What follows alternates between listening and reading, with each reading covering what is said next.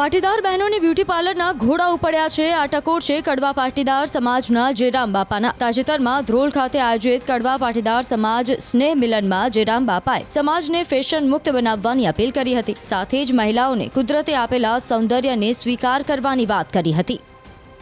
આમાં બે વસ્તુ છે મહિલાઓ માટે।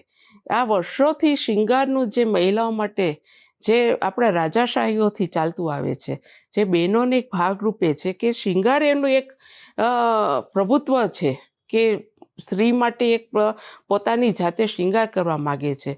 એ ઠીક છે, બરાબર છે એના માટે થઈને, પણ જે એ લોકો પાર્લરમાં લાખ 1.5 લાખ વેડફે છે દેખાદેખીમાં, એમાં એ લોકો ના વેડફે અને આયુર્વેદિક જે અત્યારે પ્રોડક્ટ્સ આવે છે એ લોકો ઘરનો સમય પણ બચશે અને પૈસા પણ બચશે।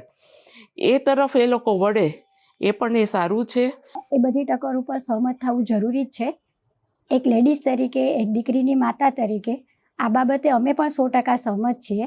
બ્યુટી પાર્લરમાં જવું જરૂરી બી છે લેડીઝ માટે, કોઈને કોઈ માટે, પરંતુ આપણે આપણા પરિવારને અનુકૂળ, આપણી સંસ્કૃતિને અનુકૂળ અને આપણા જે સંસ્કારોને અનુકૂળ જે કંઈ પણ આપણે પહેરવેશ પહેરીએ છીએ, બ્યુટી પ્રસાધનો યુઝ કરીએ છીએ કે બ્યુટી પાર્લરમાં જઈને જે આપણો નવો લુક આપીએ છીએ, એ લુક ક્યાંય ને ક્યાંય અમારે પણ દીકરીઓને સમજાવવું પડે કે એના પોતાના વ્યક્તિત્વ પ્રમાણે, એના સામાજિક ઢાંચા પ્રમાણે પ્રોપર છે કે નહીં।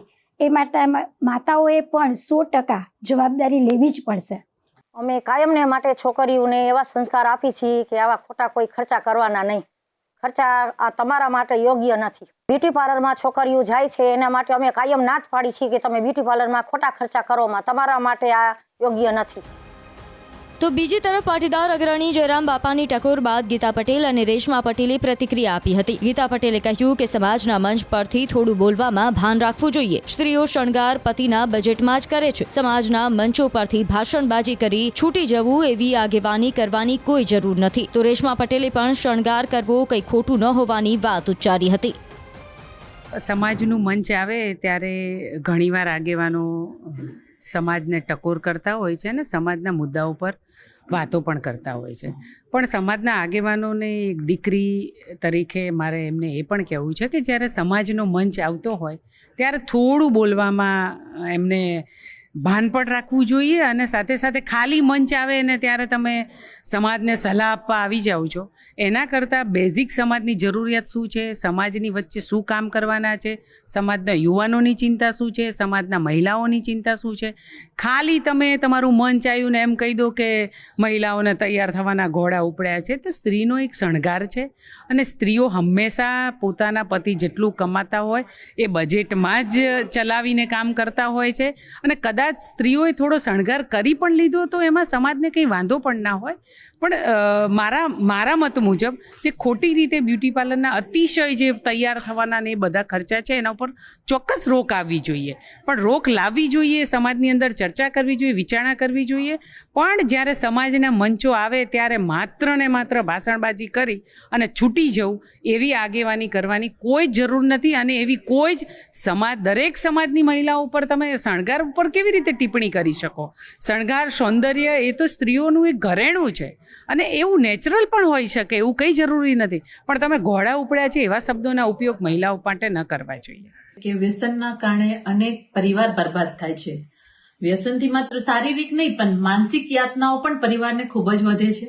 દીકરાઓ દીકરીઓ ઉપર પણ ખૂબ ખોટા સંસ્કાર પડે છે અને પારિવારિક જીવન, દાંપત્ય જીવનમાં પણ વ્યસનના કારણે ઘણી બધી પીડાઓ અને વેદનાઓ માતા બહેનોએ વેઠવી પડે છે।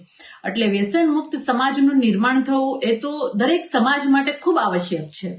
સાથે વાત આવે છે કે ફેશનની, તો હું અહીંયા મારો મત મૂકતા એટલું કહીશ કે ફેશન અને શૃંગાર વચ્ચેની પરિભાષા આપણે સમજવી પડે। વેલ ડ્રેસ રહેવું, સારું દેખાવું એમાં કોઈ ગુનો નથી, પણ આંધળું અનુકરણ કરી અને ટ્રેન્ડને માત્ર ફોલો કરવું, જે વિચાર્યા વગર કે આપણા ઉપર એ કેવું લાગે છે, એમાં કેટલો વ્યય થાય છે, આર્થિક કેટલું આપણે એમાં બરબાદ કરીએ છીએ, આપણી યથાશક્તિ પ્રમાણે તમે ફેશનને કેરી કરો છો અને તમને સારું લાગે એવું કરો છો તો એમાં કોઈ વાંધો નથી હોતો। એટલે કહેવાય ને કે પાતળી એક ભેદ રેખા છે શૃંગાર અને ફેશન વચ્ચેની, એ દરેક મહિલાઓએ સમજવાની જરૂર છે। આંધળું અનુકરણ કરી અને સારા દેખાવાના બદલે આપણે ઘણી બધી વાર ખૂબ જ વિયર્ડ દેખાતા હોય છે, તો હું માનું છું કે એ ખુદ મહિલાએ સમજવું પડે